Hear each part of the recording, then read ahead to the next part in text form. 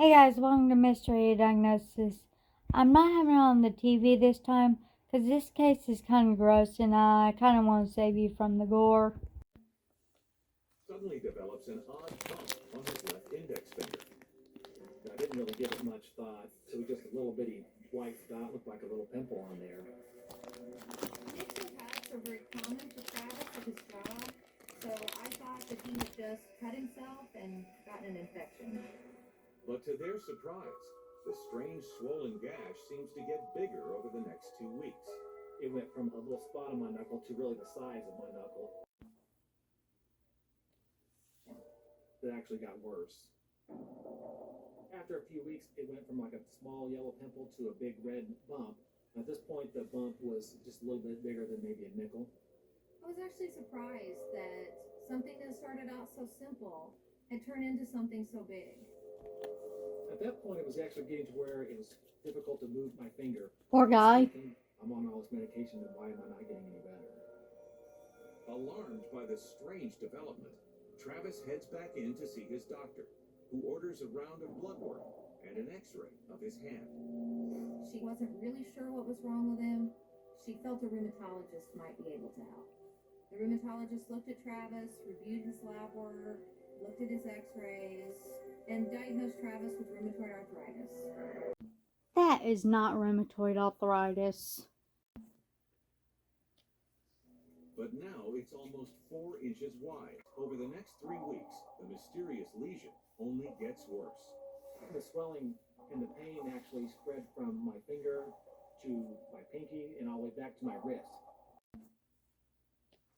At one point, I couldn't move my wrist at all. My fingers were very swollen. The skin was actually peeling, and it was unbearable.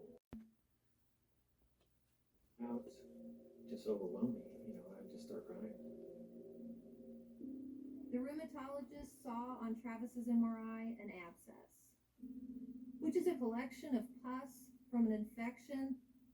Concerned that the infection will spread, the rheumatologist recommends immediate surgery to drain the abscess. The abscess was so bad, there was fluid oozing out of his finger. Dr. Peterson looked at Travis's hand and decided we needed to do surgery right now. Good for him. Abscesses get worse and worse, and they can get to where the patient becomes toxic, and sometimes they can be life-threatening. He laid me down on his table, started cutting my hand open, and I definitely wasn't looking at it. I don't blame you. I could feel the knife going through it, and I can hear it also. Once the engorged abscess is drained, Dr. Peterson sends out blood samples to determine what kind of infection they're dealing with. And while they wait for the results at home, Jenna keeps a close eye on the open wound. I don't blame her. We got it drained out and packed. It still hurt. Just not the same as it did when I walked in. I didn't want to even look at my hand. Finally, a few days later, the findings are in. And they're all negative for any type of infection, which leaves only one horrifying possibility. Sometimes cancers present like infection, so it's something that we needed to consider. That afternoon, Travis undergoes a biopsy to confirm the doctor's hunch. Dr. Peterson told me that it may take 7 days to get the pathology back. The culture results came back, and they were all negative. Every day, Dr. Peterson would remove the packing, he would irrigate where the abscess had been, and he would repack it so that it would continue to drain. But no matter what he does, the wound is spreading up Travis's arm. Even more alarming, he's starting to lose his skin. There were new areas coming up that were forming abscesses. So that became very alarming to me. And just when they think it can't get any worse, Travis takes a terrifying turn. I went to work, and when I came home, I found Travis in bed, and he was very lethargic and tired. He looked dehydrated. His lips were cracked. And then she started taking my temperature and my vital signs, and I could see that she was worried. I found that he had a temperature at that point, and his heart rate was very fast. Could have said and fever. his blood pressure was low. It was very fast, and his blood pressure was low. I knew that something was really seriously wrong. I immediately put him in the car. I was just really weak and just feeling really nauseous and really nervous. When we first came into the hospital, we were immediately He's septic. taken back to the ICU. That's They not the confirmed that he was diagnosis. septic. Septic shock is an often fatal condition in which a massive infection causes total organ failure. We immediately began IV fluids to help Travis's body compensate. At this point, my memory started having a lot of blank spots. Hope you like my With rose. sepsis, the person's systems began to shut down. Travis was fading in and out of consciousness. His heart was beating extremely fast. His blood pressure was low. He was confused, delirious, and he had a fever of 103. But after several hours of tense waiting, Travis finally begins to respond to the medication. That's great. But I'm not sure I can save his arm.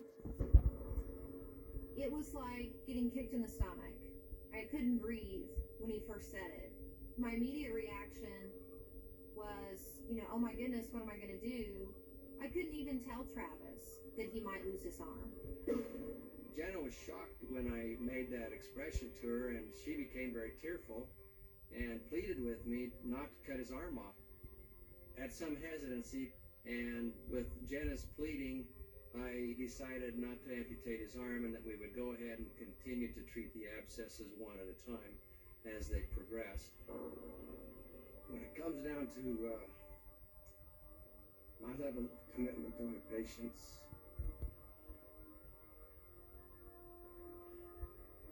it's a personal thing.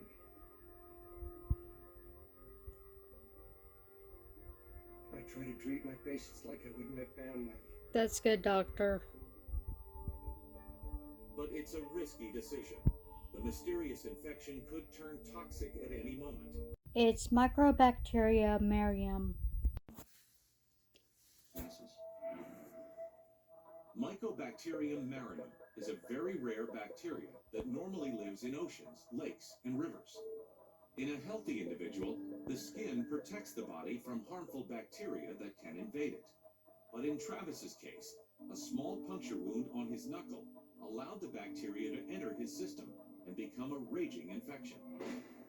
When we look back on the history, he punctured his finger at work, got a little sliver or something into his finger, and then he went home and cleaned out his fish tank, which were tropical fish who have this bacteria on them. With no time to spare, Travis is placed on a powerful antibiotic that specifically targets Mycobacterium marium. And amazingly, within just a few hours, Dr. Peterson notices an improvement. Today, Travis has fully recovered from the infection and is living a happy and healthy life. My hand is mostly mobile, but there are a couple of fingers that I can't bend all the way. Well, at least you can move it. I'm very glad and thankful to be healthy again. He still has an aquarium, but Travis now takes safety precautions when he's cleaning the tank.